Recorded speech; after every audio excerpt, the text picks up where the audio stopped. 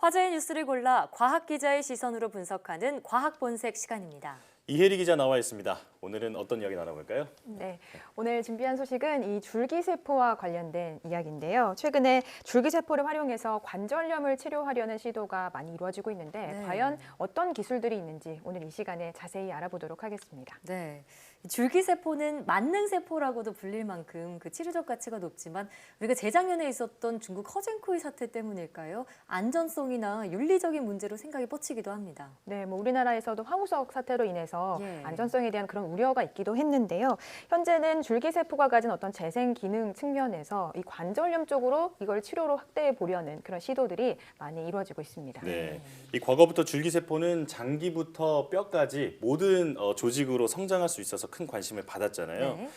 관절처럼 재생이 어려운 부위 치료에 특히 효과가 있을 것으로 기대가 되고 있는데 구체적으로 줄기세포를 어떻게 활용하는지 설명해 주시죠. 네, 제가 두 가지 기술을 소개해 드릴 건데요.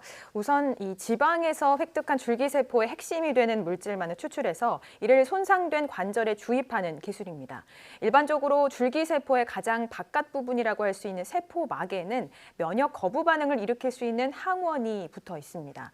그런데 이 항원에 의해서 면역 거부 반응이 생겨나는데요. 그렇게 되면 다른 사람의 줄기세포를 이식받을 경우에 세포가 체내에서 제대로 자리 잡을 수 없게 됩니다. 예. 연구팀은 이런 한계를 극복하기 위해서 누구에게나 주입할 수 있도록 이 면역 거부 반응을 없애도록 하는 연구에 돌입을 했는데요. 이를 위해서 항원이 붙어 있는 세포막을 제거하고 이 내부에 있는 유효한 단백질만을 추출했습니다. 네. 연구팀은 이렇게 추출한 단백질이 관절 내에서 재생 작용을 일으킬 수 있을 것으로 기대하고 있습니다. 연구진의 이야기 직접 들어보시겠습니다.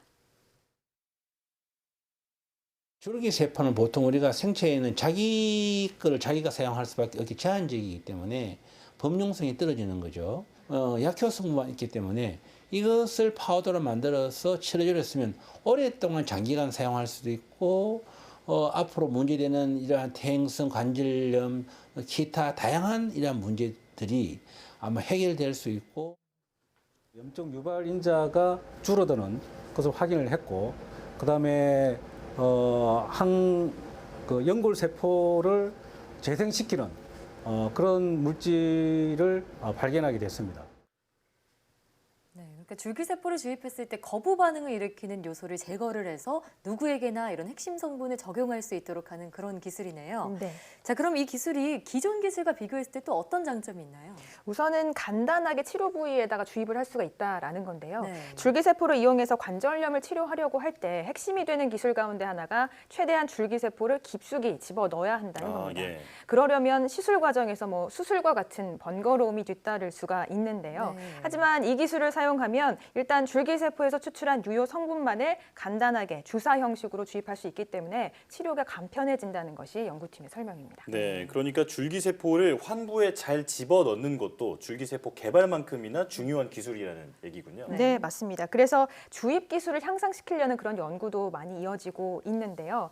자세한 내용을 보시면 지금 소개해드릴 기술이 바로 그런 기술입니다. 손쉽게 줄기세포를 주입할 수 있는 그런 방법이 되겠는데요.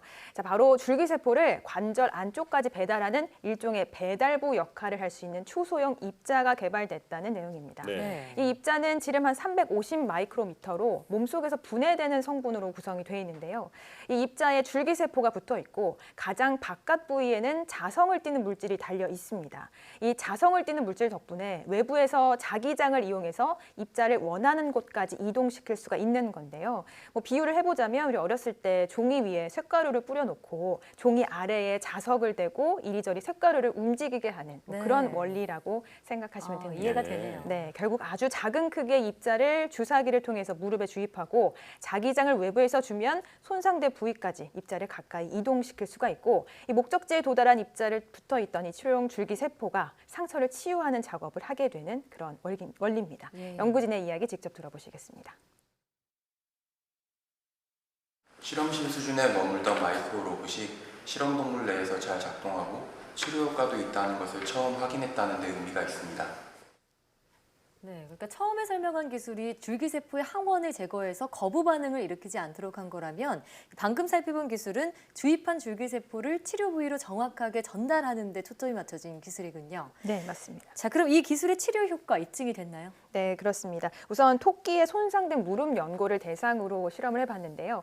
이 입자에 자기장을 가해서 치료가 필요한 부분까지 입자를 이동시킨 경우에 연골 재생을 돕는 콜라겐2 단백질이 그렇지 않은 경우보다 2배 더 많이 나타난 것을 확인했습니다. 그러니까 결국 치료가 필요한 곳에 집중적으로 줄기세포가 전달됐다는 것을 확인할 수 있었던 겁니다. 네, 오늘 전반적으로 소개해 주신 내용을 보니까 줄기세포를 재생 분야에 활용하는 연구가 활발하게 진행되고 있는 것 같습니다.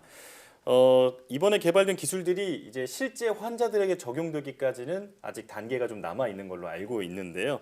앞으로 얼마나 기다려야 할까요? 네, 우선 방금 말씀하신 대로 당장 이게 환자에게 적용할 수 있는 기술은 아닙니다. 안전성 평가가 남아 있는 상태고요. 또 일부에서는 이 줄기세포의 효과 자체를 놓고 여러 의견을 내놓고 있기도 합니다. 어쨌든 고령화와 맞물려서 재생의 기능을 가진 줄기세포를 활용하려는 시도들은 앞으로도 좀 계속될 것으로 보이고요.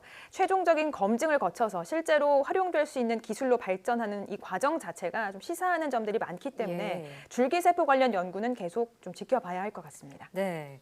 자, 줄기세포와 마이크로 의료 로봇이 만나서 기존 관절염 치료를 좀 극복할 가능성을 봤다는 점에서 주목할 만한데요. 임상에 진입을 해서 성공했다는 소식도 기다리고 있겠습니다. 오늘 말씀 잘 들었습니다.